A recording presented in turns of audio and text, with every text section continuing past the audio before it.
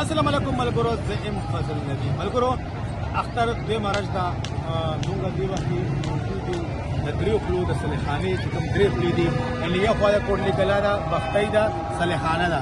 هلته مونږ په دې علاقې ژبه کې دغه علاقه ته درې خولې ویلی شي، لکه مطلب درې لارې دي. هلته په دې علاقه کې اوس د اختر په دوی مرج باندې د اختر میله شروع ده. دې په جوبن کې میله شروع ده. تاسو ګورئ دې وخت کې میله کې ډېر کثیر تعداد په زرګونو خلک چې کوم دي میلې ته راغلي دي او انجوای کوي. زیاتره پکې ماشومان دي، ځوانان دي، بوډاګان پکې هم شته. د دې میلې آغاز نن نه یو څو کاله یو 15 کاله مخکې شوی. د دې علاقې نامور خلک چې اوس خاورو کې پراته دي، هغه بیا ګل صاحب، بادر صاحب، دغه شان نور ځوانان چې کوم دي هغه چې کوم دی هغه د دې علاقې د ځوانانو د تفریح فراخولو لپاره دوی دلته دا میله انعقاد شروع کړې وه. نن هغه میله هغه تسلسل چې کوم دی هغه هم هغه شان برقرار دی د دې ځوانانو د هغه لپاره د تفریح لپاره او راغلي ډېر پرامن طریقې سره دا میله کېږي. نه پکې جواري کېږي، نه پکې نور داسې فحشي څیزونه کېږي، نه پکې نور څه دغه یعنې ډېر پرامن خلک، مینه ناک خلک او دومره ښایسته لوکیشن چې بره غر دی او لاندې د دا میله ده، یعنې بره شین غر شروع دی، خوړ دی او دومره ښایسته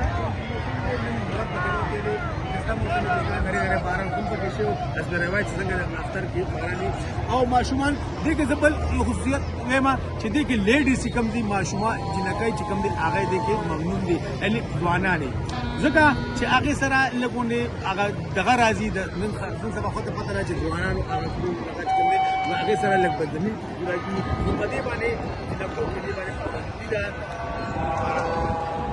بیا ماشومان جنکۍ چې کوم دی هغه راځي، ماشومان لارانو ته راځي. تاسو ګورئ دې وخت کې حیات ښایي چې میله په دې جوبل کې ده.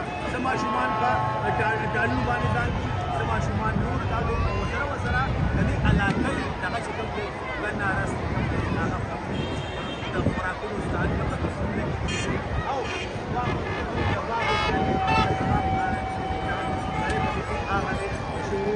د چولو علاقې چې کوم مشهور چولو دي، یعنې د نري چولې هغه هم پکې خرڅېږي. ډېر ښایسته ماحول دی، ښه پرامن ماحول دی او خلک انجوای کوي د اختر خپل اختر چې کوم د موږ د خوشحالو ده هغه خلک راغلي دي او انجوای کوي.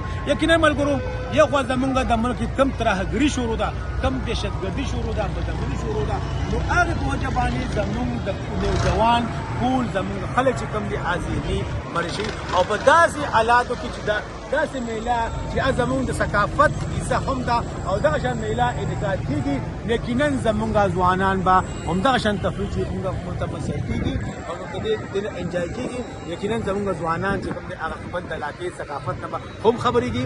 نن هر سړی چې کوم دی، هر ځوان چې کوم دی هغه نن راغلی په خپل ثقافتي دغه کې جامه کې راغلی دی او هغه انجوای کوي. او زه دې کې بله یو بل خبره زه هم اډ کول غواړم چې دا میله په داسې دغه کې ځای دی چې صلیحانې دغه چې موږ کوو نو زیاتر خلک دې کې د یورپ نه چې کوم خلک ځوانان چې کوم د اختر دغه لپاره راځي هغه هم دې کې د برټش دغه نېشنلټي هولډر چې کوم دي په دې کې ډېر شرکت کوي. لګیا دي خلک راغلي دي خپل دغه نه چې کوم د بار ملکونو نه چې کوم راغلي دي اختر انجوای کولو لپاره دې میلې ته به خامخا راځي. یقینا ملګرو ښه ماحول دی، انجوای کوي.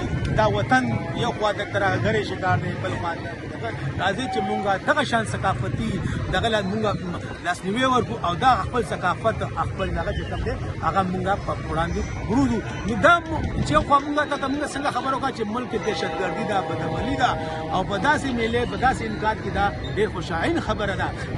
ښایسته ماحول دی، نه پکې د پولیس دغه شته، یعنې د دې علاقې خپله سکیورټي ده، خپل دغه کوي لګیا دي خپل سکیورټي دغه سره څو پکې څه خرڅوي، څو پکې څه خرڅوي. د پرون نه دا سرګرمۍ شروع دي. یقینا ملګرو تاسو به دا انجوای کوئ، زموږ معلومات او ډېره مهرباني. والسلام.